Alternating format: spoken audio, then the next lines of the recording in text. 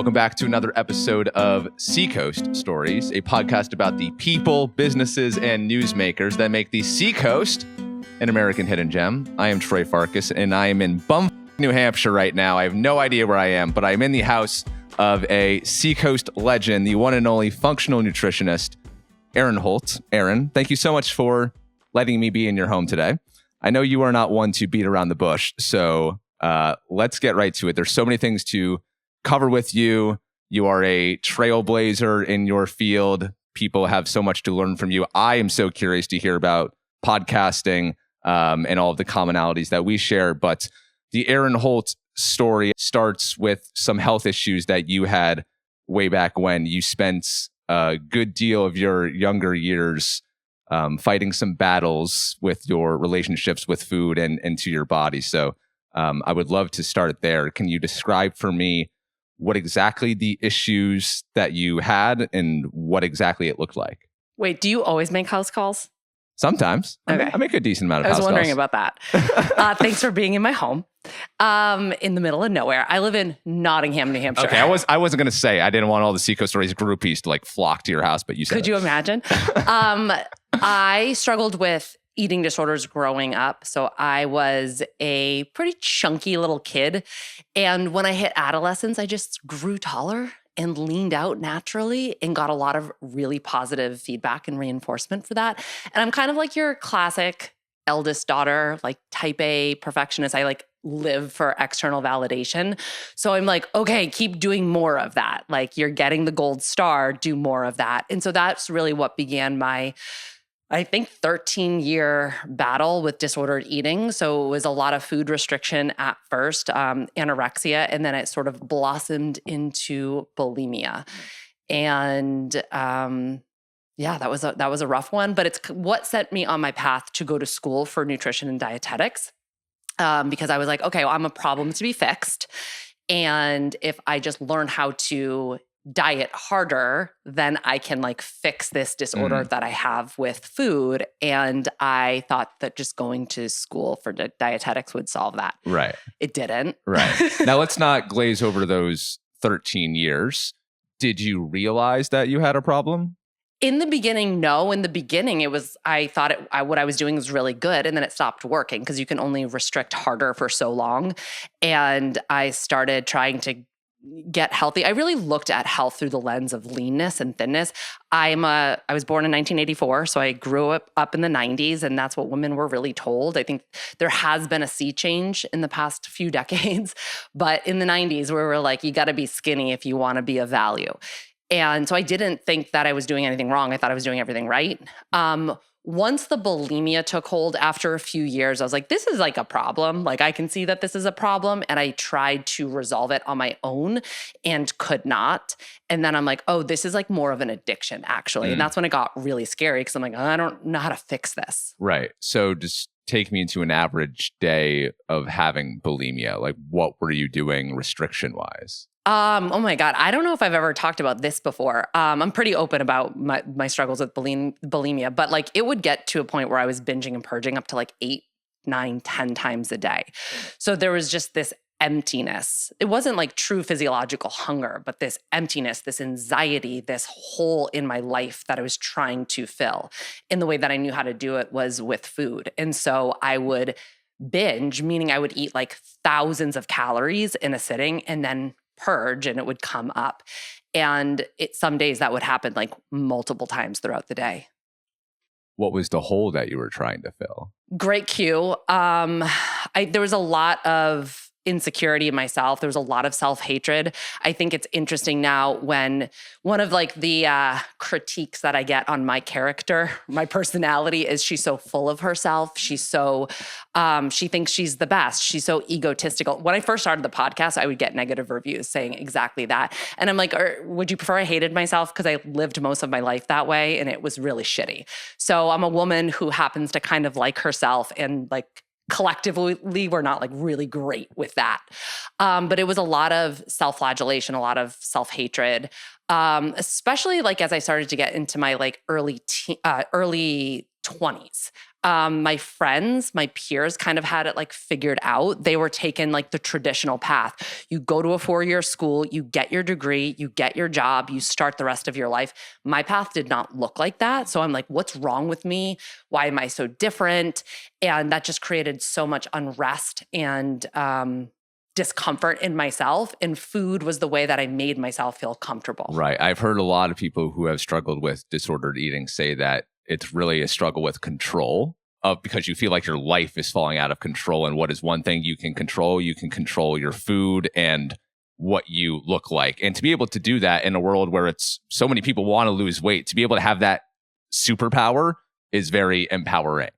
Yeah. And what's interesting about bulimia, where it differs from more of a restriction model of disordered eating, is that you usually are like pretty like average weight. You're not underweight for the most part. So it's kind of a silent thing. When I finally came out of the closet and asked for help, and I told my mother and I told my stepfather and I told my best friend, they were shocked. There's so much shame around bulimia. It is something that is like really kept in the shadows. Whereas anorexia, you know, it tends to be a little bit more present. This is definitely a bit more silent and unobvious. Right. So the people in your life, people closest to you, they weren't really picking up on it until you said it. Correct. Wow. People didn't know. I was kind of looked at as like a little bit of like a health nut. I was going to school for dietetics. I was very interested in health. So people just thought what I was doing was healthy. And then I hid all the stuff when nobody was around and nobody was looking. Okay. So you went on to go study this stuff to try to fix yourself. Yeah, I mean, the bulimia was kind of like throughout my college years too, but I did that. I mean, I went to a lot of schools. When people are like, what college did you go to? I'm like, all of them, every single one. I went to Northeastern in Boston right out of high school. Went there for business. And then I went to UNH, and then I moved out to California. And then at a certain point, I think I was like maybe 22, 23, I was like, I gotta like, everyone's moving on with their life. Like everyone's like being an adult, and I still am floundering around and have no idea what I want to do. So I actually went back to school to go, I went to Framingham State, and that is where I studied nutrition and dietetics. What exactly did you want to do with that? I had no idea. I wanted to fix myself first and foremost, but I wasn't like, this is the trajectory of where I want my career to go. And in fact, when I graduated, I spoke with one of my counselors. And at that point, I was very much in the alternative health space. That is not where any of my peers, my colleagues, or the school like was headed. That's where I personally was headed. And 20 years ago, alternative is how old weirdo. do you think I am? 20 years ago. Did you say like when you're like 20 years old? Okay, I graduated. Okay, yeah, that's fair. I graduated that school in 2010. So I got my degree in 2010. So it wasn't exactly 20 years ago. But there wasn't as much of a thing as it was. And so when I was telling my counselor, this is kind of where I see my career going, she was like, oh, that career doesn't exist. So I'm like, oh, I guess I have to like build it myself. And that's what I did. So when I graduated, I really had to take a look at my life. That's when I started practicing a lot of yoga. I started studying meditation a lot more. I also became a health coach. And when I was studying to become a health coach, you really look at things very holistically. And your health isn't made up by just your physical body or what you're eating. So I had to like look at other aspects of my life, my relationships, what I wanted to do, what fulfilled me, what lit me up, my socialization, all of it I had to look at. And that's what I started addressing. So I took the focus off of my physical body, what I looked like. I took the focus off of my food, and I put it on like literally every aspect of my life. And that is how the eating disorder just kind of went away. And I don't mean to oversimplify it, particularly if somebody's struggling and listening to this, because that was quite a journey. But it wasn't until I took the emphasis off of myself and my food and put it on what is actually fulfilling me, what's making me happy, that I was able to end that struggle with disordered eating. Yeah, I'm really happy to hear that. And that's actually a sentiment that's been shared on this podcast by multiple people, is that they struggle with eating disorders and then found some of the things that you mentioned. I'm very curious, just as a new yoga teacher, how did you really come across yoga and meditation? When I was in college, I met a woman on Craigslist. conversations. What a time. I know this could go in a lot of different directions, but she was looking for a nanny. She was looking for a babysitter, and I was looking to babysit. And so we just found each other on Craigslist. She is still one of a very good friend of mine, a mentor, and she actually does HR for my company. So this is a long-standing relationship. But she owned a meditation school. So I babysat for her children. I knew her obviously, and I went to a school, like a brick and mortar building, and studied once a week meditation. So I just kind of fell into it. It was very serendipitous, I think. How receptive were you to it at that time? Because it's all the kind of way out in. there. You were all the way in. Oh yeah, Okay. all the way in. I'm like out there, like I've always been really out there. I'm like, whatever. Like my favorite band growing up was like The Doors, and I like love to think about the doors of perception. Like that's like always just been my shtick. So I was like, yeah, I'm picking up what you're putting down. Let's meditate. Yeah. And you became a yoga teacher too. Yes. Right. Yeah. Why'd you do that? I was just yoga was part of helping me recover from the eating disorder. And honestly, it's kind of it's a little bit of a gruesome way to talk about it, but I had to go because where I was working at the time, I had to be at work at like 9 a.m. And so I had to go to early morning classes. So I usually would go to the 6 a.m. class. And the reason that I wanted to do yoga is because I was running a lot and I needed to stretch my hamstrings and my calves. And I just felt so much better when I was practicing yoga, as one does. And I realized that if I was up late binging and purging, then I couldn't show up for a 6 a.m. yoga class. So yoga really helped me kind of like show up for myself. And then it really brought me into my body quite a lot. And, even just like, where's my foot supposed to be in space? My proprioception isn't really great. I'm pretty good at like dipping out of my body and saying, bye, I'm going to go disassociate now. And so yoga brought me back into my body. And when you spend more time in your physical body, you begin to build more of a rapport and a relationship, a positive relationship with said body. Right. And to be able to do all of the difficult things that running and yoga require, you need to be strong. And Correct. When you have an unhealthy relationship with food, it can be very difficult to do those things well. Correct. Yeah. Yeah. Okay. So why did you want to teach it? I think I'm an educator at heart. Growing up, my Aunt Patty, who really raised us, she was a first grade teacher, and she would take me to the teacher store, and we would get like teacher supplies, and she brought in like desks and chairs and stuff, and I would pretend to be a teacher just because I loved that. I loved educating. So if I find something that I love, I want to share it with people. That's just like very innate to who I am.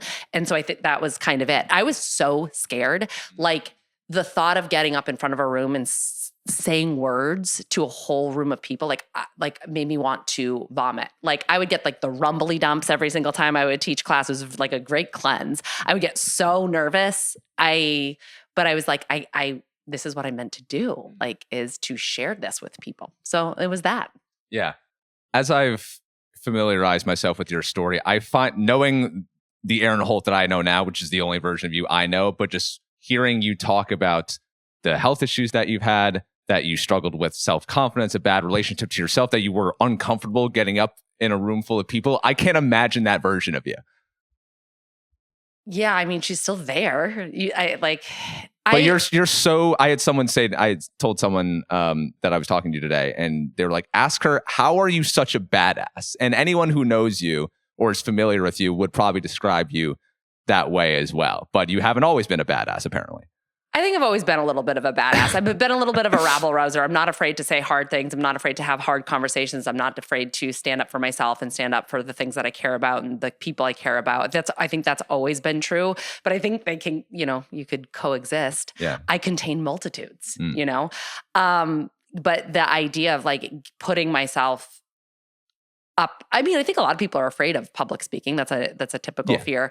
But it's just like, you have to believe in what you have to share. You have to believe in what's in your heart so much that you're willing to do the scary thing. It's not that I don't get nervous or I don't feel fear. I just believe so much in what I have to share that I'm willing to overcome the fear. I'm willing to feel the fear and do it anyway. Yeah, that's what I've only taught a couple yoga classes at this point, but that is something that I definitely latched on to. And also, we're so distracted and there's so many things going on today. To lead a yoga class well and safely, you have to be so dialed in to both what you're doing, what you're cueing, what you're saying, but to the energy of the room and making sure that you are leading everyone else safely through it. And so for me, it's been such a gift to be able to just be able to do something that requires 100% of your focus and presence. Yeah. It's like a healing for you too. Like absolutely. Whenever I teach anything, a class, like, I don't teach yoga anymore, but if I am leading a workshop or leading a breathwork class or something, like I'm getting just as much of a healing teach from what this. you need. Yeah. Anyone who teaches anything, teach what you need and you'll teach it well. Well, like teach what you've mastered, maybe. Yeah. Teach what you are currently embodying. Because I think Right. there's a lot of people, a lot of talking heads in the space that are just really good at running their mouths. But I'm a big show me. Don't tell me, show me. Model the behavior to me. Don't tell me what I should do unless you're actively doing it in your own life. So I think, yes, teach what you need, but also teach what you are actively embodying. Right. All right. So you did finally get over the eating disorder issues, but then you would go on to have some other health issues as well around the time that you had your first child, right? Yeah. So I graduated school. I was teaching yoga locally. I also worked at the Portsmouth Health Food Store. R.I.P. Yeah, I know. Oh my God. I've heard great stories about this place. The best. Super dysfunctional. I mean, but what is it, you know? But also / the best. And that's where I met my husband. And so at the health food store. Yeah. He worked across the street. He actually at the Goat? No. So it was Identity, our friend Chris Rice, who recently passed away, ran Identity, which was a skate shop. And you don't have to cut this out because shout out to Chris Rice. He's a real pillar in the community. He was, and his family's was just the best. So my husband left a marketing agency in town because it just was the end of the road there. And he does graphic design and he started his own thing and just didn't have the funds to rent out office space. And so Chris let him rent out the basement of Identity. And by rent, I mean, for $0. And so that was right across the street from the health food store. So my husband would walk by and see me. And so he started coming in and he's like, I'm going to show her that I'm eating health. And he would get fried tofu and chips every day for lunch. And so we struck up a bit of an alliance there because he would come in, we would chat. And that is how I met my husband. Interesting. Okay. Yeah. So as someone who's single and on the prowl, and you meet someone who's at a store or provides some type of service, you meet them in a professional setting. I'm always how do I approach this? Because they're at work. I don't want to cross any boundaries and whatnot. So how did he pursue you? He just kept coming in and showing up. And then I would recognize him and I would chat with him. And just buying stuff he didn't need or want anymore, but just wanted to hang out with you more. Yeah. And just I'm sure that's it. Yeah. And then I'm how did I think at one point we exchanged Facebooks. And we started our relationship on through Facebook Messenger. He started poking you, didn't he? Yeah. Is that a thing? I mean, I guess. Eventually, we would message each other on Facebook, and then we met up in person, and the rest is history. So anyway, we got married. Okay.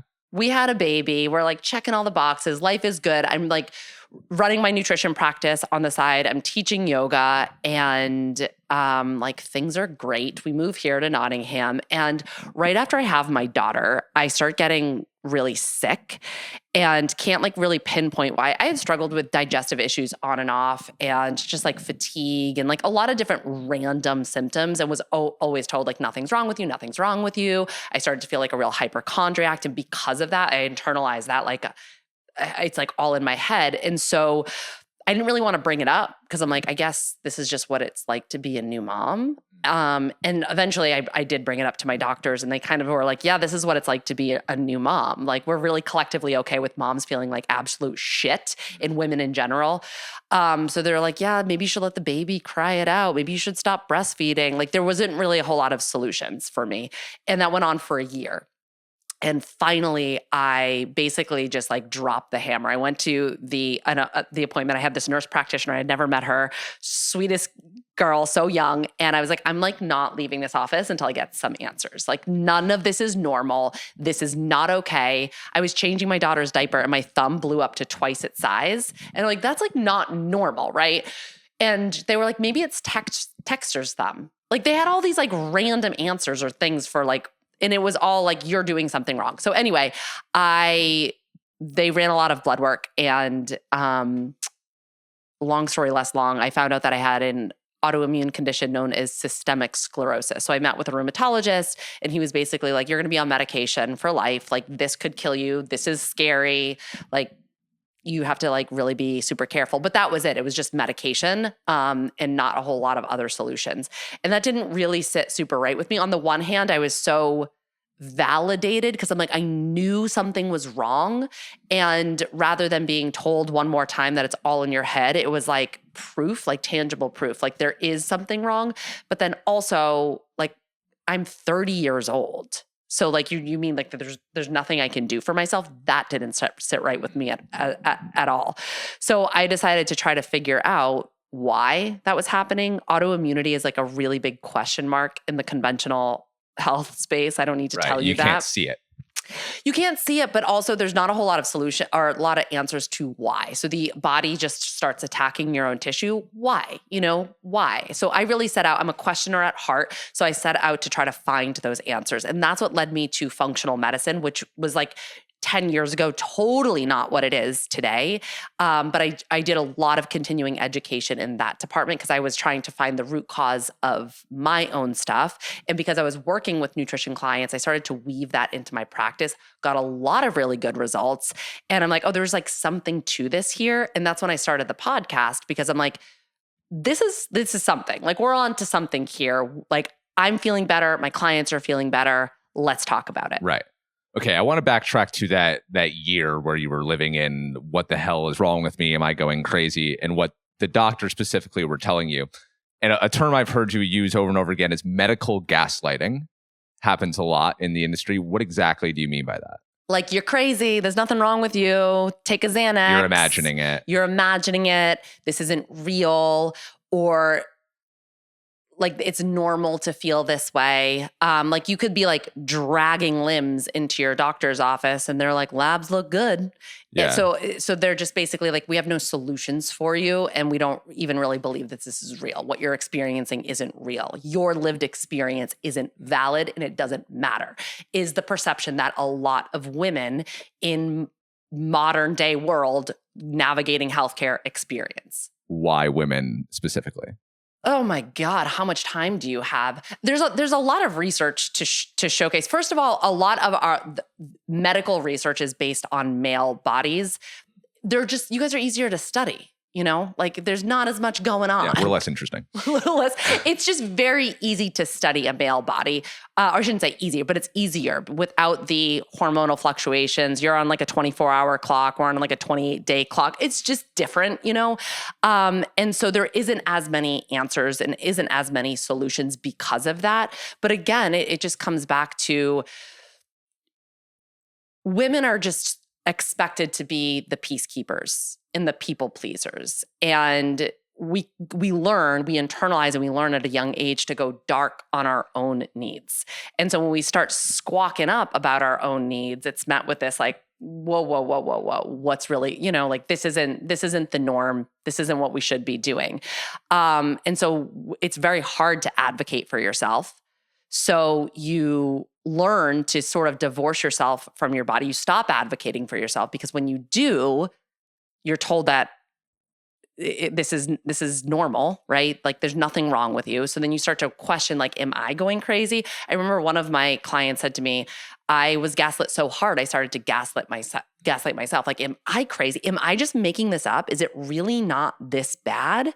And so it just becomes, you don't talk about what's going on. You hold it close to the vest. I mean, women from a young age are taught that our bodies are kind of like yucky, it's something like to feel shame about. It's something to hide, whether it's our menstruation or the fact that our body, changes. All of that. Who's teaching you that? Society. I mean, it depends, like people in authority. So it could be your parents, it could be your peers, it could be school, it could be church groups, it could just be society at large, the media. We are learning to feel shame from a very young age about ourselves and our physical bodies. If we have desires, they're wrong, whether it's a food craving or a sexual desire, or like, it's just like, shut it down. And so we shut it down. And so we, like I said, divorce ourselves from our bodies. We like kind of step outside of ourselves. Our bodies are always communicating with us, but we kind of cut ourselves off from that communication. And so rather than listening to the whispers of the bodies, we like wait until they become screams. So by the time we go to the doctors, it's like something's usually pretty bad. We're not like, I feel a little off, because when we say I feel a little off, they're like, there's nothing wrong. And so we're waiting until it becomes like a big problem. And that's, essentially what I did. It was like a really, really scary, serious disease by the time somebody took me seriously. And by the time I was willing to advocate enough for myself, I'm like, I had to wait till it got so bad before I was like, no, like something's wrong here. I'm not leaving. We have to figure this out. Right. And were these mostly male doctors that you had, or Nope. did you have female ones? Nope. Okay, so even the female doctors who should be your allies were also telling you this. Yep. Wow. Yeah. And I mean, here's the deal. When I think it's really important to float this out there.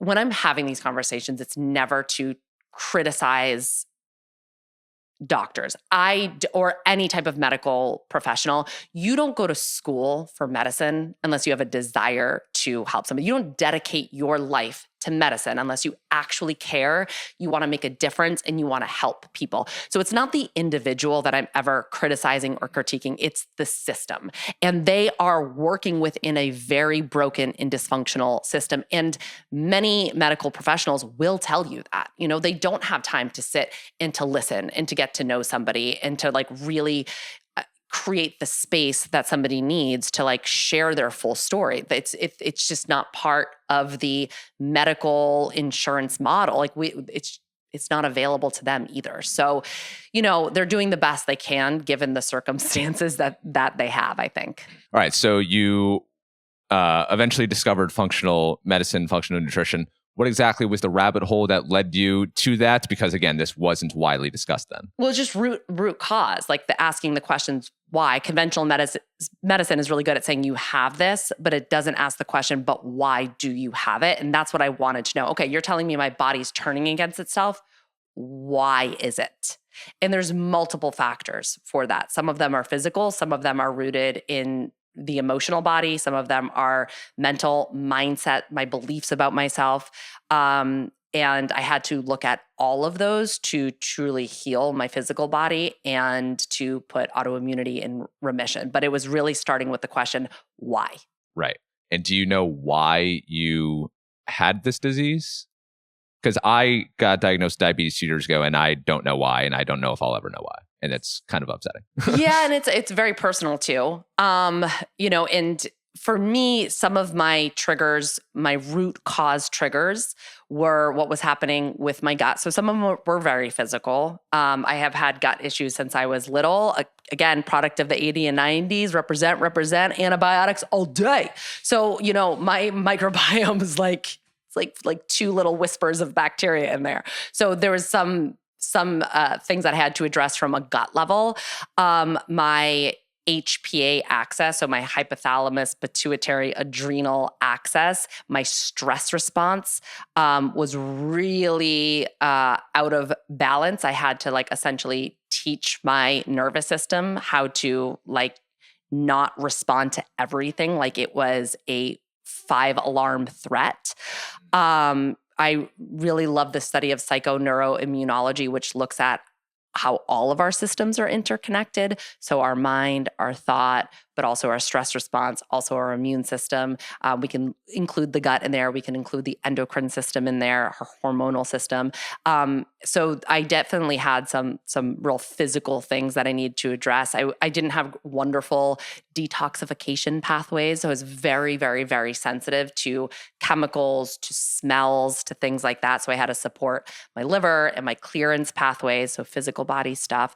And that is really where functional medicine excelled for me, is like helping me to have the tools to investigate those through functional lab testing. And I got better physically. I got a lot better. Like I would say like 80% of the way there. But the 20% was fear of a flare up, fear of getting sick again.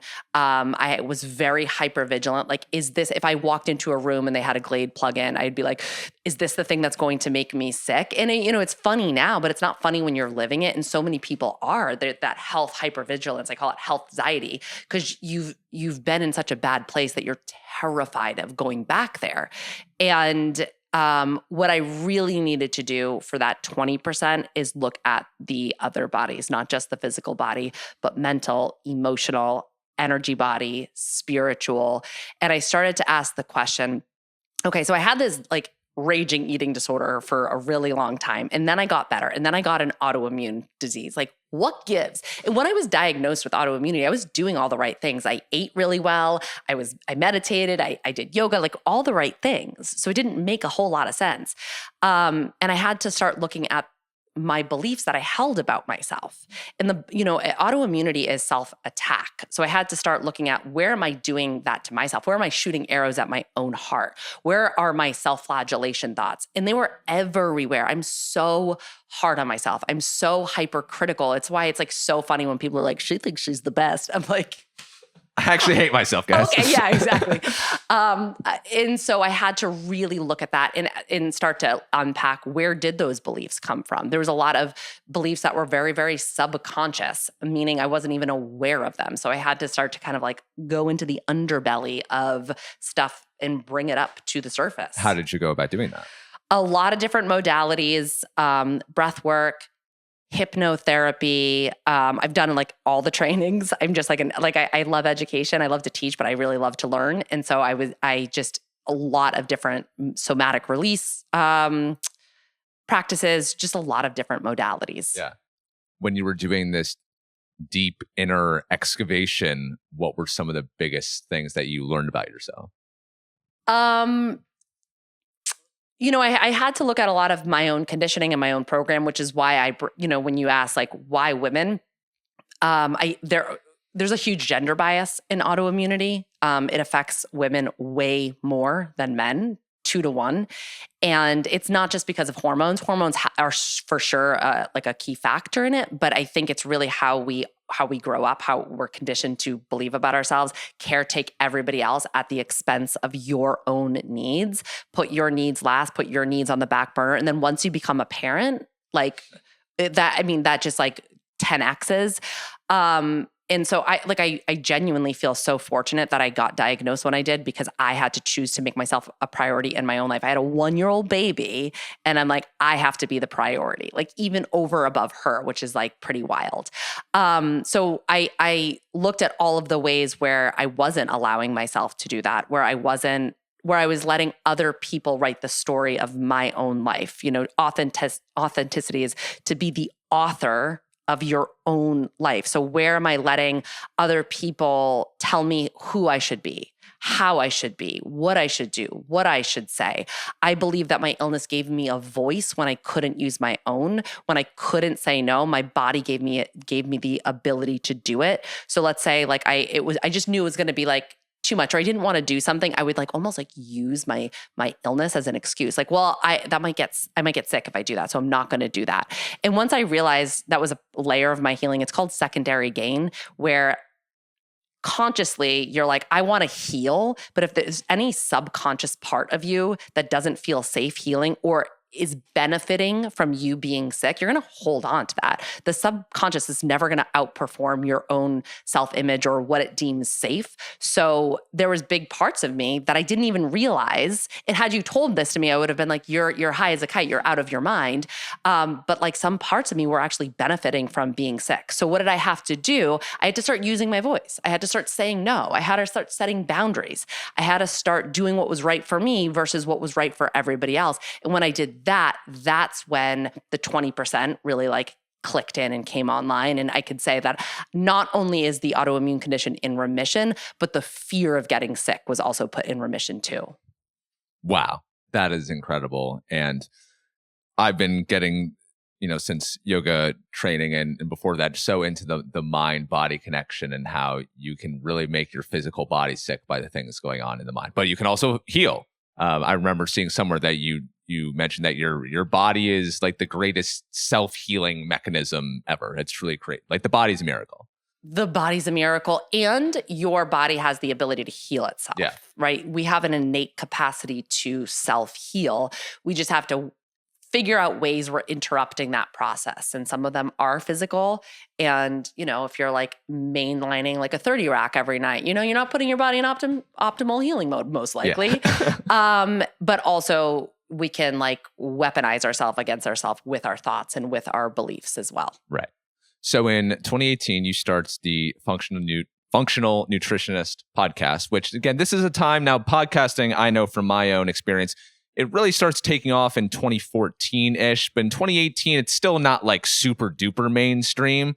And so here you are doing something that's not super duper mainstream, talking about stuff that is also not mainstream. So why did you want to do the podcast, and what did the early days of it look like? Yeah, there wasn't like a whole lot of strategy. I wasn't like doing like a lot of research about it. I was just like, give me the mic so I could take it away. I was like, I have stuff to share. Yeah. There's this platform where I can share it. Cool. Yeah. There wasn't like a whole, like I wasn't like the man with a master plan. Yeah. I was just like, let's just do this. And I think because I believed so strongly in what I was saying, and because I felt that there was a real need, and I'm the person that has to share this. I think that's part of the reason that it took off. But I had like a clear, I'm like, there's something that I have to say. It wasn't just like, I want to start a podcast, and I think that is part of the success. Was that the question? It was the what is it and the why. Yeah. Yeah. What is it? Let's talk about health. There's a lot more to health than we've been told. I'm learning this. I want to take others on this journey with me. And so that was the what, and that was, I guess, the why as well. And so what were the other parts of the business that you had at this point, aside from the podcast? So I was working one-on-one with clients. Okay. And then also creating group programs as well. So I would be taking, because I maxed out with group clients. I was also a full-time stay-at-home mom. So I was like managing kind of a lot during this season of my life. So I would work one-on-one with clients. I maxed out with that. And so, but with the podcast, there's a lot more people that wanted access to the work. And so I started creating group programs so people could access the same stuff, but just in a group program, and that is what allowed me to scale. Is it fair to conclude that the podcast is really the reason for why all the other stuff around you has popped off? I think it was a part of it, but really where I cut my teeth was in the local community. Because I started doing nutrition programs at Three Bridges, at different yoga studios. My friend Sarah Curry, Blaze, my friend Emily at Steam House. I really was networked, and I knew a lot of people. I had real IRL relationships with people. I didn't start off virtual. My company is a global wellness brand now, and everything we do is virtual. I didn't start off that way. I started off in person, and because I kept showing up and I kept building rapport and trust with people, they invited me into their audiences or their communities. And so everything grew very organically, like boots on the ground in the local community. So when I picked up the mic, I already had a bustling business. Like I already had a thriving business. And so it wasn't starting from scratch with the podcast. That's what allowed it to really grow and scale beyond my local community. Wow. See, that's so inspiring to hear, because I'm all about showing up in real life and making the local connections, and that'll pay off dividends for you. Like business is nothing without real human connection. Heck yeah. You can't just get on Instagram and do like a little dance or like, you know what I mean? Like you can't just be like posting smoothies on TikTok. Like you have to actually connect with people beyond that too. And I train and mentor a lot of clinicians now, and they're always we talk about social media strategies, but I'm like, go teach a workshop in your local community. Like go to a yoga studio, connect with people in person. Like people need that now more than ever, maybe. And if you are a certain personality that people are drawn to, and like you're a magnetic personality, Erin, so you need to go be out in front of people. Like being online doesn't do you justice. People will want to get in a room with you, and like if you teach them and you have a good energy and like you're like, oh, I really like this person, they'll keep showing up for you. They'll keep spreading the word about you, because word of mouth is obviously extremely important. So everyone who's listening and has a thing, like get in front of people, go up to the event, get over that fear, because it's always scary showing up to the event and just kind of just like weaseling your way into a group of people who are talking. But I love going to networking events and be like, hi, I'm Troy. What's up? Nice to meet you. Are you good? See, I'm really bad at that. If somebody introduces me, I'll be your best friend. Well, you're so famous at this point that you don't need to butt in. Local celebrity. I'm trying to get to Erin Holt level. I'm really not good at like networking. Yeah. I'm good at building connections that somebody else like pre-establishes for me. But I would like never just go up to somebody in like a group. Yeah. Like I need like a little buddy to be like, this is Erin. And then it's great. But I like need that invitation. And I'm always so impressed with people that can just like do that. Yeah. That's a gift. Yeah. Wow. Glad I have your stamp of approval. Yeah. Why do you think people were so drawn to you?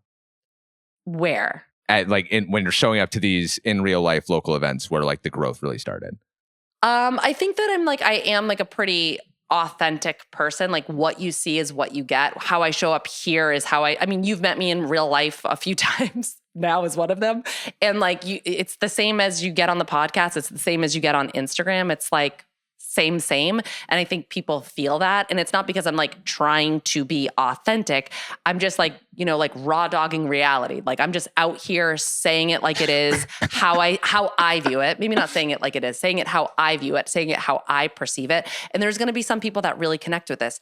On the flip side of that, there's going to be a lot of people that do not. Yeah. And that's cool. Not everybody has to like me. I'm sure some people are like, don't. And as long as they're judging like the real me, if like you get to know me and you don't like me, that's fine. I just don't like people like judging me like based off of an assumption about me, which can sometimes happen when you're like a little bit more in the public eye. Yeah. But I think it's that authenticity piece, like really being able to connect with people and really feeling like what she's saying is real and true. And that's a huge connection point. For the badass, successful women listening to this, I want to ask you this. Have you ever come across men who are intimidated by you? They've never shared that with me. Okay.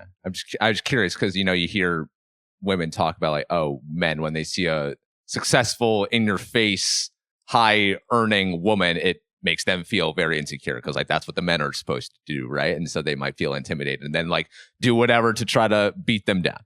Should we bring Scott down here and ask him? I don't think that has been something I've given much thought or attention to. I think the internalized misogyny with women is actually where I spend a little bit more of my time thinking about. Oh, what do you mean? Women will want to claw you down.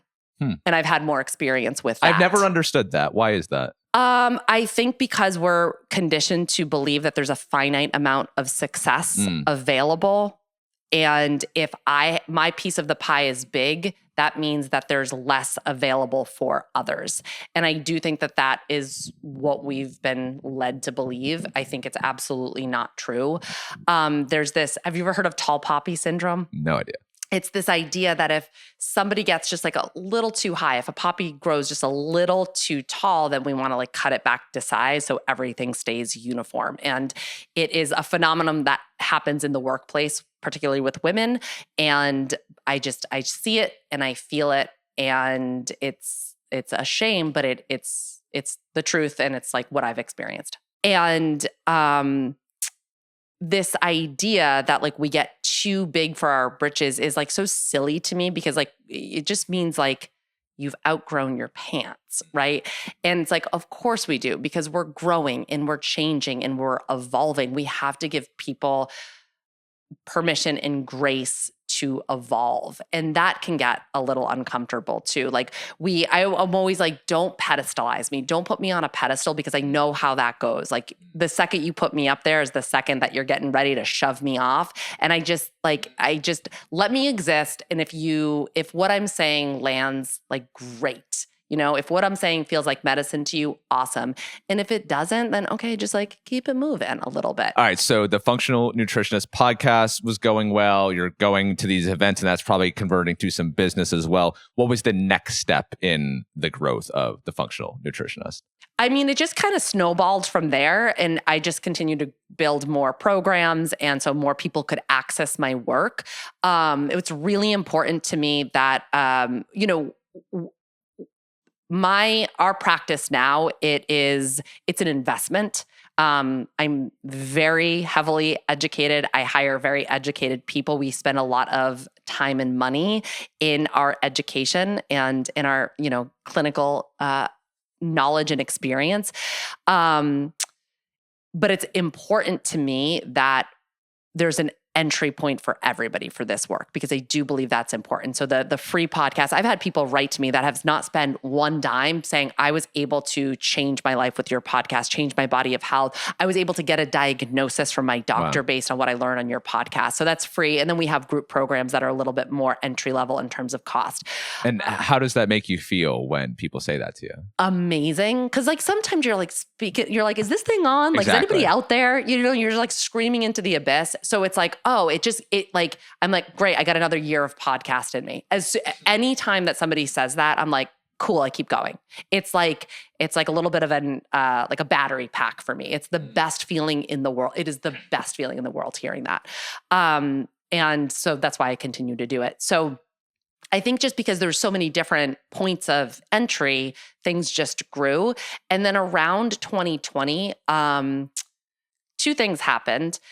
One is that practitioners saw that I was growing, and they're like, I want to do what you do. How do you do it? So I built a school for practitioners called FNA, the Functional Nutrition Academy. And to date, we've graduated over 100 clinicians, which is like insane to say. Like, I'm like, I can't even believe that. Like, if you went back to like the self-flagellation, self-hatred, Erin, like 15 years ago, and you're like, don't worry, it's all going to work out. Like, you're going to train MDs one day. I would have been like, what? So that's really cool. The other thing that happened in 2020 is that, well, are you familiar with what happened in 2020? I remember that year. Yeah. It's a big one. And people like, there was so much collective fear, right? Unprecedented times. And we didn't know what was going to happen with the economy, with the business, with our businesses, with the world. And a lot of people froze. And I remember just being like, okay, I have a choice here. I could either cord into the collective fear, or I could unplug myself from it and be like, what if I was like a lighthouse for people that were afraid? What if I just, rather than spend my time being worried, what if I put it into serving and helping people and creating resources for people? And so I think that was, I always look back at that time because I think that was such a huge pivotal moment for my business and my brand, because people started to see me as a thought leader, as a helper, as a go-to resource for their health. And so that was something else that happened in 2020. Okay. So you really started building out the online business and really started to scale. Yeah, I started to scale big time then. Okay. So let's fast forward to modern day. Take me through some of the things that you're offering. So we know about FNA, Functional Nutrition Academy. There's also Manifest Your Health and Manifest Your Wealth, right? We're doing a lot of manifestation stuff over here. Yeah, we love that. So we have our online clinic where we work with people on their health one-on-one. That's just like our foundational offer. Like, if you need help with functional medicine, functional nutrition, we've got you. And what are the problems that people are generally coming to you trying to solve? So we're not niche down, which is my business advisor is like, you got a niche. And I'm like, never. I just want to be a resource for people who are like, I have like these 27 issues. We're like, get over here, you rascal. We'll help you. We see a lot of autoimmunity. We'll see complex cases like, or complex conditions like endometriosis, a lot of digestive health, gut dysfunction, hormonal imbalance. We kind of like do it all because we're the team that really pulls it all together. So we look at all different parts of you and take a very full-bodied approach and pull it all together, and help you understand the mystery that is your body and why things are kind of falling apart if they are. So we just see a lot of different cases. So that's our one-to-one. Then we do have different group programs and offerings. And Manifest Your Health, I don't want to say too much about it because it's getting a little bit of a revamp and a glow up. So Manifest Your Health is really the culmination of the past like 5 years. So it's more of the like esoteric stuff, that 20% that I was talking about earlier. We worked on the physical body. I got things good, but then I had to do some subconscious reprogramming. I had to look at my thoughts. I had to look at my repressed emotions and create practices to bring them up to the surface and release them. I had to look at my energy body, and I had to look at my spirituality, and all of that is really what built my like full, robust, vital body of health. And so I studied at Stanford for a year for this compassion training. I was like, I literally have to spend $10,000 in a year of my life learning how to be kind to myself. Learning how to be compassionate with myself. But through that program, I had to build a program. So in order to graduate from that, I had to build a project. So Manifest Your Health was that project. Wow. Yeah. And so I took people through it and with really good results. And then I did it again with even better results. And then I did it a third time. And now what we are doing is conceptualizing a way to make it a bit more accessible to a lot more people. Okay. You caught my fascination with that year at Stanford. To learn how to be more compassionate to yourself, what were some of the biggest things that you learned? So it was a certification program that was offered through a subset of Stanford. And some of the things that I learned a lot about emotional triggers and the amygdala hijack that happens when you get triggered, and really built out some practices around that, particularly as it relates to health. So, you were chuckling when I mentioned the Glade plugin, but that smell can sound the alarm in the brain and create a real cascade of symptoms in the physical body. And through some of the processes that I've built out and practiced, we can stop that. So you could walk in, you could see the Glade plugin, you could smell it, and you can do like a trigger practice to not allow it to affect your physical body. I want to take something from your website and I want to read it to you, and I want you to guide me through this. I want to be the change. I want to stick a stake in the wheel spoke. I want to Teresa Giudice Judice. Table flip the food and health messages we hear. I want the whole fucking diet industry to come crashing down. I want to challenge conventional medicine. I want women to know there is another way. It's a lot happening there. Stick a stake in the wheel spoke. What do you mean? Just like interrupt the process. Okay. We're spinning. And I originally wrote that probably like 10 years ago. Okay.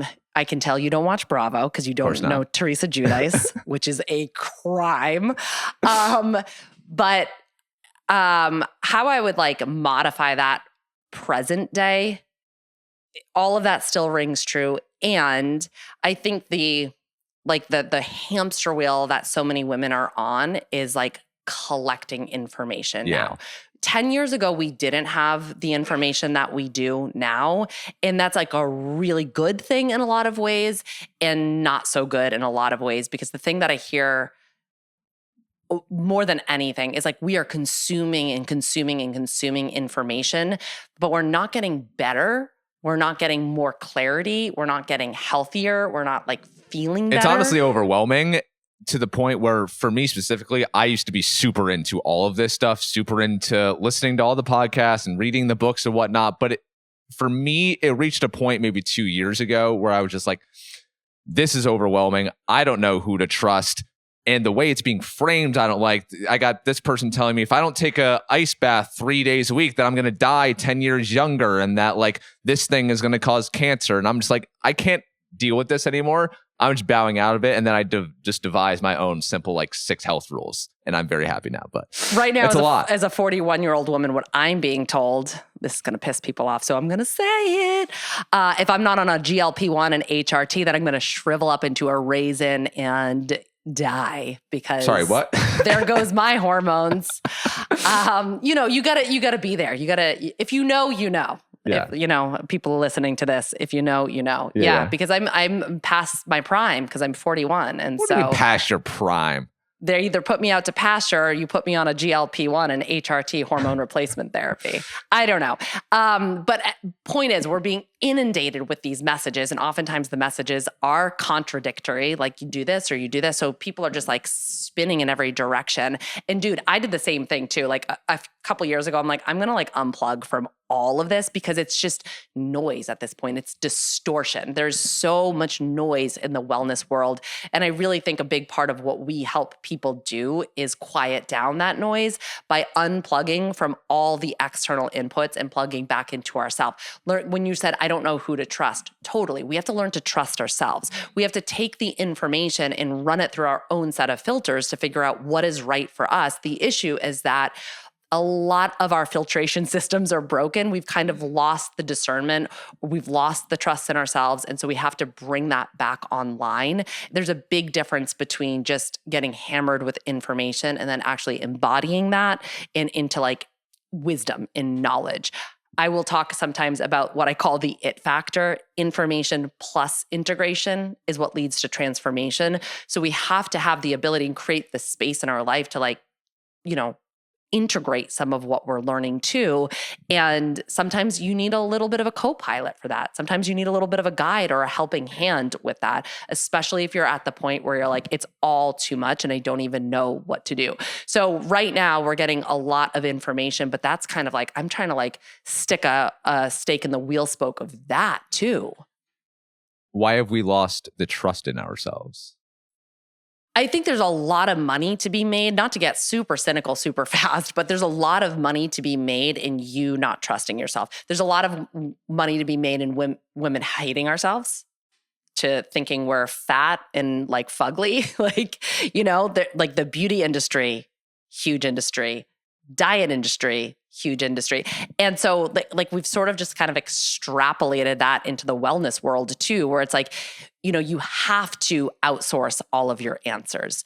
And I'm always trying to get people to self-source their answers. I remember, this is years ago, but I was in a Facebook group and it was for some type of like wellness challenge or food challenge. And there was a woman in her mid-50s and she was literally asking permission to put a teaspoon of cream in her coffee. And I'm like, by God, how did we get here? This grown-ass woman who has no doubt done a lot of good shit in her life, because I know women, we do a lot. We can handle a lot. We're high capacity people. So I'm sure she's done a lot in her life. And she's asking in like internet strangers for permission on what to do with her own body. Like, we have lost the plot. So I think there's a lot of messages telling us that we don't know ourselves, we can't trust ourselves. So we always have to stay plugged into everybody else, external authority figures. We see this in medicine, we see this in the wellness world, we see this everywhere. And so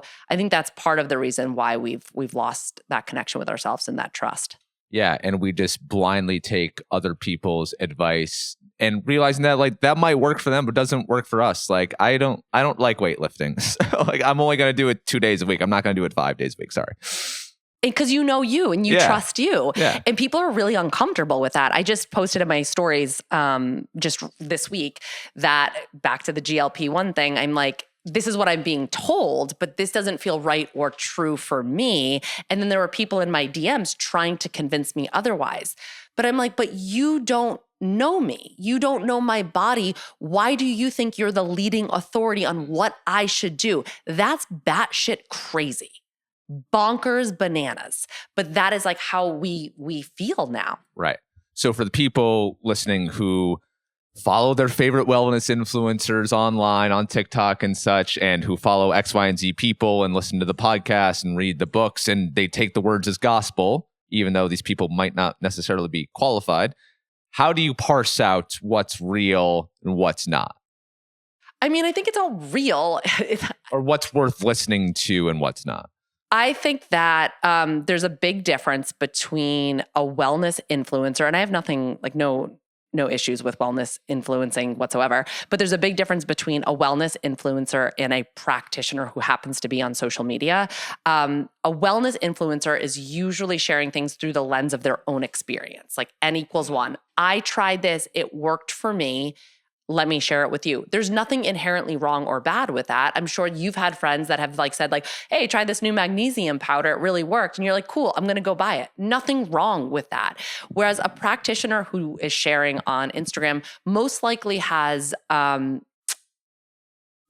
can understand and speak to more of the context and the nuance because they have experience not just working with their own body, but a lot of other bodies as well. And so we understand what is good for the goose might not be good for the gander. And so I can tell you one thing that could be really helpful for you, but it might not work for your friend. And so we just have a little bit of a different perspective. So I always try to encourage people to be mindful of that. Like, where are you getting in your information? And is it somebody who has experience working with a lot of bodies and has had a lot of success helping a lot of different people? I want to ask you some health and wellness questions in a moment, but first, let's just talk about the business that you're running. So this is a 7-figure earning business, and it's grown a lot in the past, 7 years or so. Did you ever think that you would get to this point? Literally, no. When I figured out that my company was making, but at this point it wasn't a company, it was a one-woman show, $80,000 a year, I lost my mind. I fundamentally came undone. There is, this goes back to my mom married my stepfather, and he was older than her and more established and more successful. And this is in the early 90s. He made $80K at that point, and he was a rich guy. So I think that locked into my subconscious mind that that's the ceiling for myself. That's the cap, or that is a significant number. So I really lost my shit when I hit that. And I was like, what does it all mean? So I was flabbergasted and blown away that I could even do that. I could make as much as a rich man in 1992. So no, I didn't. And none of this was premeditated. I'm really good with short-term goals. I want to do this, I'll do this. I'm going to do this, I'm going to do this, I'm going to do this. I can't map out 5 years in advance. The one time I tried to do that, I hired my first business coach. And he's like, we need to do your 5-year plan. I'm like, my mind doesn't really work like that. He's like, it's really important to do. And I was like, okay. So I did it. And then 3 weeks later, COVID happened. I was like, so that's out the window. Yeah, 5-year plans are stupid. Don't do that. But I wouldn't have been able to conceptualize how big and impactful this has grown. I think I would have capped myself had I tried to. So no. One of my favorite conversations I ever had on this podcast was with Gabby Kelly, who is a, she was a CPA and she left that. Now she coaches moms on with their money habits. And we talked at length about women's complicated relationship with money and all the stories that women are told around money. What was or what is your relationship to money? Well, money taps into power, right? Respect, self-worth. So it's not we can talk about money, but it's usually goes a lot deeper than that. And we're also told to not talk about money. It's kind of gauche. It's not really classy. And so if we can't talk about it, we can't get good at it. So for a very long time, I felt very incapable with money. I wouldn't look at bills. I wouldn't look at bank accounts. I was filled with anxiety. I was I don't know what I'm doing here. So I just completely ignored it. Not a great approach, as it would turn out. And now it's just a way for me to access abundance. It's a way for me to just the other thing that I want to say that I get to do with my company is build careers for people. And not everybody does this, and not everybody has a desire to do this. I mean, we could choose to outsource overseas. We could choose to work with more contract workers. I love the fact that we get to provide like 401ks for people and profit sharing and health insurance. Like that truly makes me feel so proud and so happy. Like we can do maternity leave. Like that's like a really, really cool thing. So money isn't just like, I'm going to buy another house or I'm going to be like riding on a PJ or something like that. It's for me, it's like, what is the impact that this money allows me to have on the world and on other people too. So I've renegotiated my relationship to money, receiving, and wealth. And am at a place where I don't avoid it now. I talk about it all the time and it feels really good. It's so annoying to me that we don't talk about it openly when literally it governs every decision of our lives. Right? Every decision we make is some way related to money. Right. So we should be able to talk about it. And it's tricky in like the health and wellness space. And I haven't received a lot of this, but I've certainly received enough of it to like share where people are like, if you really wanted to help people, you would do your work for free. And I'm like, we love women without boundaries, like boundaryless women who are just bleeding out all of the time. I did that. It didn't turn out really well. So now I'm like I love a contract. I love a clear line. I love an energy exchange. We'll provide this service. You pay us. That's the energy exchange. We both get to feel good. Like all of that feels really good to me. But there is this like sort of starving artist mentality that can come into the health and wellness space where if you really cared about people, you wouldn't like charge for your services, which is, obviously hogwash. Right. We get that in yoga as well. Yeah, for sure. Yeah, for sure. You should just do it for free. I've heard it said that when you are running a business and you have employees, it's the greatest way to learn about yourself and how fucked up as a human being you are when you have to lead other people. What have been some of the biggest obstacles for you leading other people? Codependency. Big time. Real big problem, real big obstacle. I'm navigating a lot of this in real time. And this is where I'm so grateful to mentors and advisors because they can fill the gaps of things that you're not innately good at. I'm really great at like leading a group of people like to a common mission. I'm really great like rallying people, a little pep talk turned into a pep rally. I'm great on getting a stage and talking to like 100 people or hundreds of people. Like I can lead in that capacity. Having to be a leader in terms of like CEO of a company, really, really hard for me. And so I've had to, over the past year especially, look at a lot of my relational patterns and how like my mommy issues might be showing up in how I'm interfacing with my employees. And that's been very, very hard, very uncomfortable, and like really big, deep work. I mean, we know that running a business and entrepreneurship is like personal development, like, on crack. We all have heard that before, but there's something about having a team of people that's like so intensified. So codependency is like, I need you to be okay so I can be okay. I need to make sure that you feel good so then I can like let myself feel good. So it's like over functioning to a point where you're like overly invested in the emotional states of other people, even when they're not asking you to be, and that can just create some like really funky dynamics on a team. Can we talk some health and wellness? Yeah. Okay. You mentioned HRT earlier. Our mutual friend, Jen DeRogers at Laney & Lou, asked me to ask you, why is HRT the new kale? Oh my God, Jen, that's so good. Okay. HRT stands for hormone replacement therapy. And to be clear, I am not a prescribing physician. So this is not something that we do in our practice, okay? For a very long time, it was thought to be detrimental to women's health. I'm trying to like not get too into the weeds here because we talked about this ahead of time. Don't get too into the weeds. But there was a study that spanned a lot of years that looked at women's health. And basically we're like, oh, estrogen causes cancer, causes problems. So we can't put women on estrogen hormone replacement therapy. Well, then we found out like, whoopsies, we misinterpreted that data. Like holy airball. Is that Is that the trend right That's now? what the kids say. Yeah, Is that what the kids are saying? Like, whoopsie, are bad. So now we recognize that this whole generation of women lost access to estrogen, which is critical for our health and our longevity and our lifespan. So now we have the right information. We recognize that hormones are super, super important and necessary.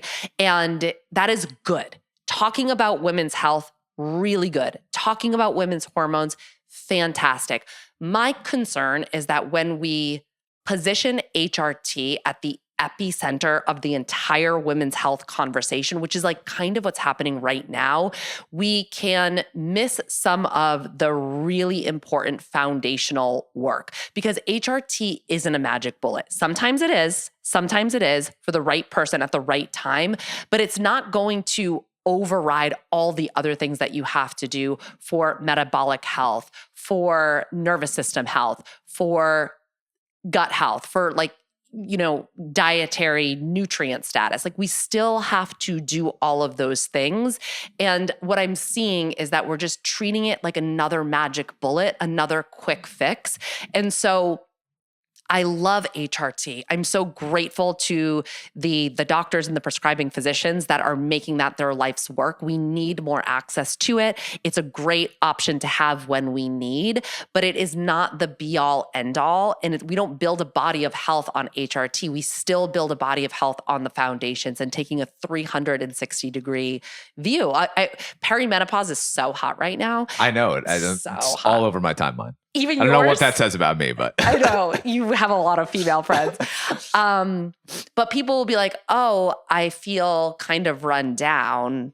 It must be perimenopause. I got to get on HRT. It's like, well, do you feel run down because you're living your life for every other person and not yourself? Are you not eating? Are you skipping breakfast and lunch because you don't have time? Are you mainlining caffeine? Are you staying up too late because that's the only time that you get to yourself? Like, there are real physiological reasons that you're burnt out that have nothing to do with the fact that you're 38 and all of a sudden in perimenopause. Like we really have to have the full conversation. If we're going to go there with women's health, let's go there all the way and not just have like a piece of the conversation. Yeah. It's so hard, injuries. You know what the problem is, you know how to treat it. It's easy to spot. Like we were talking with autoimmune. It's hard exactly to pinpoint with hormones. How do you know if your hormones are out of whack? I'm obviously a man, so like I have hormones too, but it's more front and center for women. Like, how do you know something's not right here? Well, symptoms can be a little tricky because there's a lot of overlap in symptoms. And it's like just because somebody has, let's say, fatigue or bloating and brain fog, like is it an estrogen issue? Is it a progesterone issue? Is it an androgen issue? Is it a thyroid issue? Is it all of the above? Is it like it's hard to know. So that's where I think testing can really come online and testing your hormones so you can see what exactly they're doing. Gut health trends. I've been hearing about the gut microbiome for the last decade, and I still don't really understand what all of that is about. So having a healthy gut, why is that so important? And if you don't have a healthy gut, how do you improve that? Your gut influences everything else going on in your body. So it's going to influence your immune system. So with somebody with an autoimmune condition, that's like very important. It influences your metabolic health, insulin signaling, blood sugar regulation. It influences your hormones. If you're clearing hormones out properly, it influences detoxification and how you're able to process toxins out of your body. So it's really regulating everything from tip to tail, your mental health, your mood. So it's like kind of a big deal. And the microbiome is just a collection of critters that live in your large intestine and beyond, and primarily good bacteria should be there. I run a lot of stool tests on people. We are struggling in this department. Love looking at people's poop. Love that for me. And what we're seeing, like what I'm seeing really commonly is this, what we call a deficiency dysbiosis. Dysbiosis just meaning imbalance and just low beneficial species. Like our microbiomes are really suppressed kind of collectively. So I see that as a very common thing. Of course, we see overgrowths of bacteria that we don't want there. But what can we do about the low beneficial species? Variety. It's the spice of life. It's also really good for your gut. Like eat a lot of plant matter and get a lot of different species in every single week. Okay. So our collective guts are unhealthy because of lack of variety? That's one of the things. One of the things, I mean, antibiotic use is a big one. Our exposure to toxicants is another one. The use of pesticides is another one. It's basically like modern day life is like crushing our gut. Whether or not we were breastfed, whether or not we were vaginally born, all of these things can really influence our microbiome, like from birth.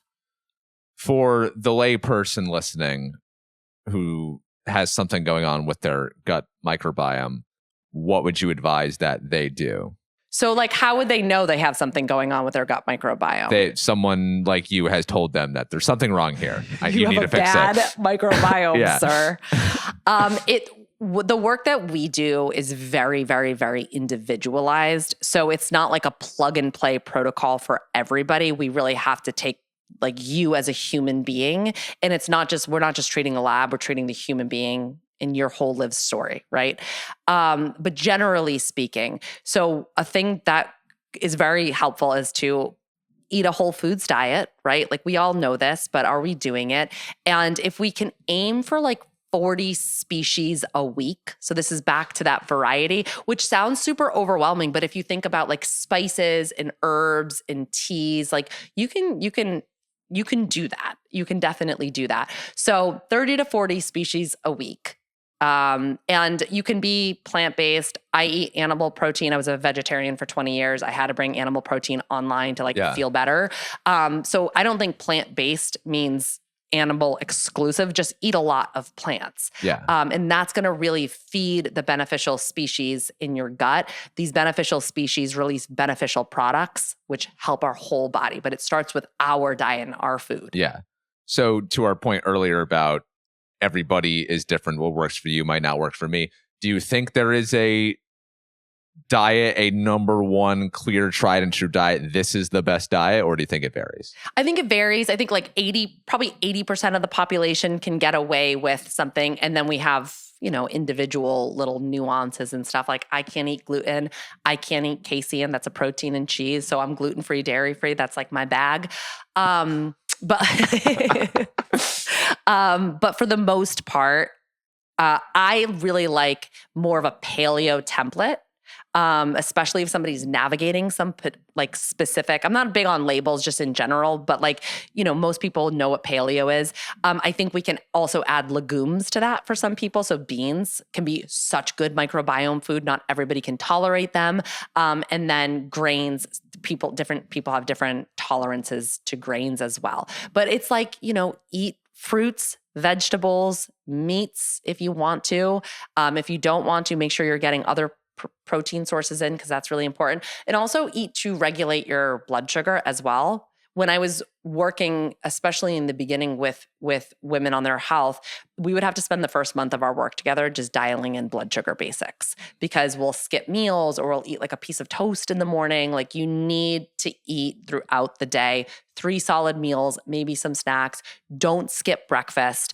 Don't just like pound coffee and then wait 3 hours. Don't just eat a bar for breakfast. Don't just eat a bar for breakfast. Oh my God, I ate a bar for breakfast today. I was nervous about the podcast. Don't do that. Usually I'm way better about eating a full meal of food. So eat to establish blood sugar, and that will take you really far. Can I tell you something that pisses me off? Yeah. As a diabetic, I wear this badge of honor, this continuous glucose monitor. And so when I see other people out and about wearing one, it's like, hey, we have a thing in common. Let's talk about it. Because it's so, if you don't have diabetes, you just don't understand. You will never be able to. So when I see someone out in the wild and we can talk about it, it's so cathartic. But then every now and then I see one of these fuckers wearing a continuous glucose monitor and they don't have diabetes. They're doing it just for funsies to manage their blood sugar. One time I was in Miami a few months ago and I ran into one of these girls and she was freaking out because she ate a cupcake at 2 p.m. and she could see her chart and that she went from, 92 to 140 for an hour and then went right back down to 92. And I'm just like, I wish I had that problem. That's child's play. Well, maybe I could offer a reframe if you'd be open, because Please. I think CGMs can be useful. Before they were only available to diabetics, right? We didn't have access to them. Now we do. And we'll leverage them sometimes in practice if somebody's really struggling with insulin resistance or just managing their blood sugar on their own, because it's so crucial to overall health and to hormone health. Like if you want to balance your hormones, you got to balance your blood sugar, babe. Start there. And so it gives people real insight into what their body is doing. I don't think people need to necessarily use them all day, every day, forever. I did a stint, maybe 2 months. I got some good information, and that's that. I think we also, the where I get frustrated with CGM sometimes is we can get too keyed into external data points, and that can take us outside of ourselves. We really should be focused on internal data points. How does this make me feel? When I eat this, how do I feel right after? How do I feel 2 hours later? But again, we've like lost that communication with ourselves. So sometimes a CGM can bring that communication back online. So I do really like it in those scenarios. Okay, I'll take your word for it. Okay. So as I told you, I kind of got out of the whole health and wellness sphere.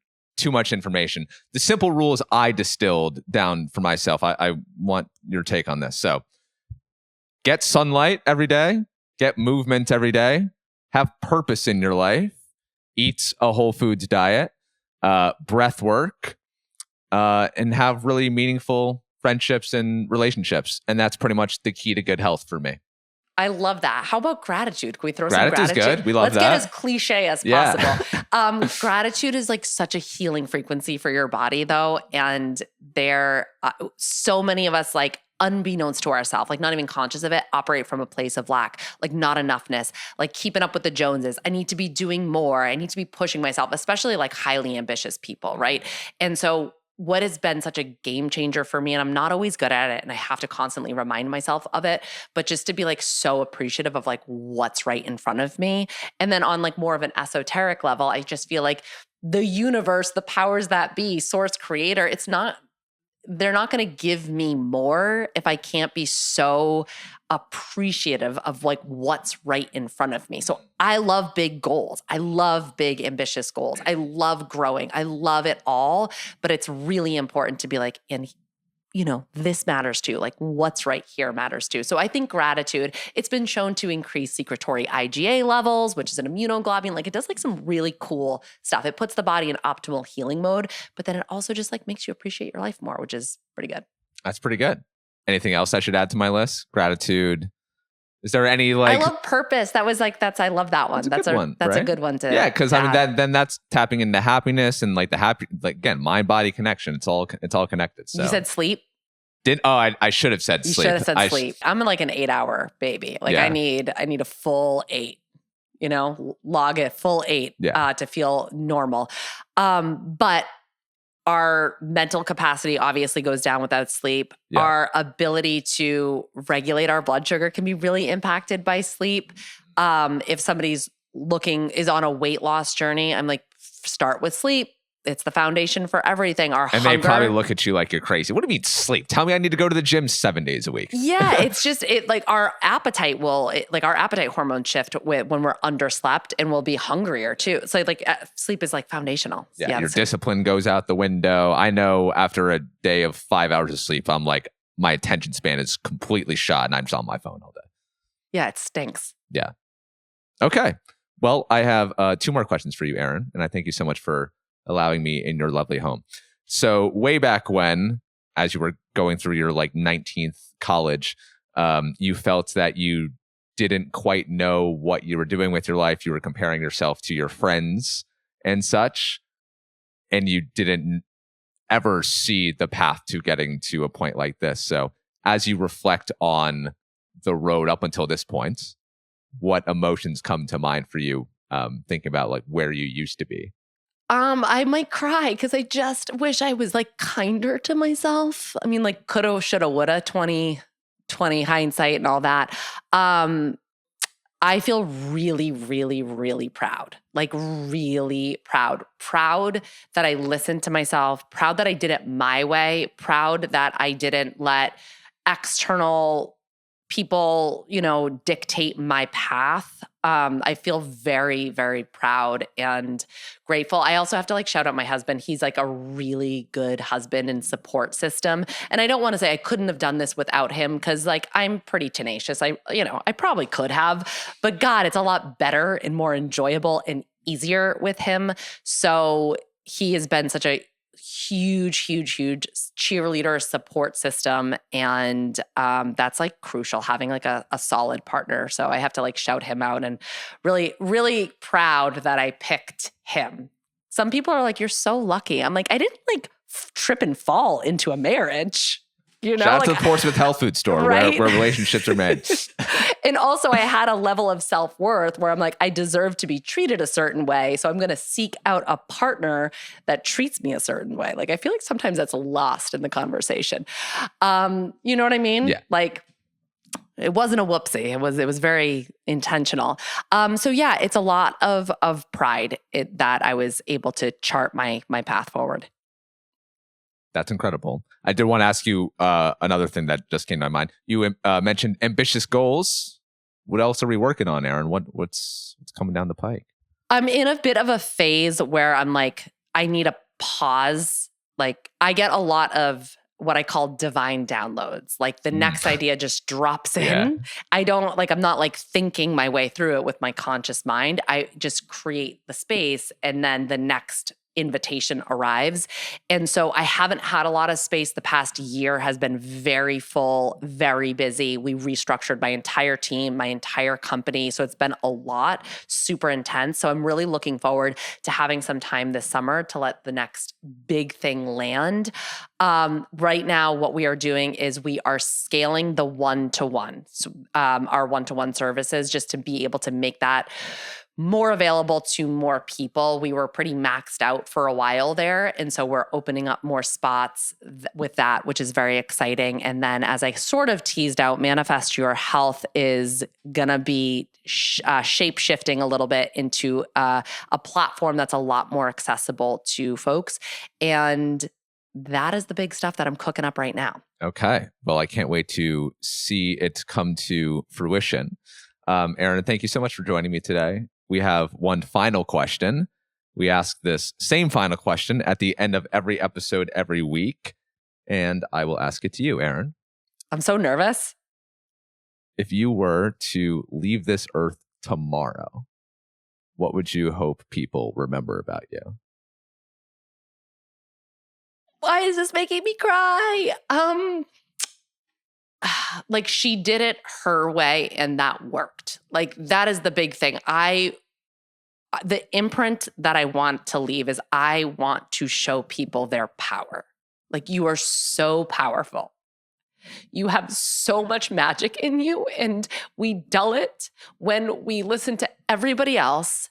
And we have to spend so much more time. The most important relationship you have is the one with yourself. So curate that. Have so much reverence for that.